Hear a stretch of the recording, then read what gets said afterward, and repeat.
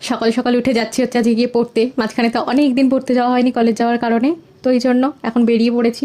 আর এই যে বাচ্চাটাকে দেখছো, কদিন আগেও হয়েছে, তো ওটাকে আমি একটু ফোকাস করে দেখাচ্ছিলাম আর কি। আমার এসব বেশ ভালো লাগে। আর এই যে আমার এই বন্ধুরই বার্থডে ছিল, যার কথা আগের ভিডিওতে তোমাদের বলেছিলাম, যার জন্য কেনাকাটা করতে গেছিলাম আর কি। আর দিনের দিন পড়তে গিয়ে কিছু টাকা তো আমাদের বেঁচে গেছিলো, তো সেগুলো দিয়ে এতগুলো চকলেটস কিনে নিয়েছিলাম। তারপর গেছিলাম খেতে, অ্যাকচুয়ালি ও ট্রিটটা দিয়েছিল, তো ওই যে বিরিয়ানি খেতে গেছিলাম। আর আমাদের সাথে আরো দুজন ছিল, তারা তো ট্রেন লেট হয়ে যাবে বলে পার্সেল নিয়ে চলে যায়। আমরা তিনজন বসে বসে খেয়ে দিয়ে তারপর বাড়ি আসি। অন্যান্য বার যে দোকানটায় আমরা খেতে যাই সেটা আনফর্চুনেটলি আজকে বন্ধ ছিল, তাই এখানেই আসি হতাশ হয়ে খেতে। কিন্তু এখানকার বিরিয়ানিটাও বেশ ভালো ছিল।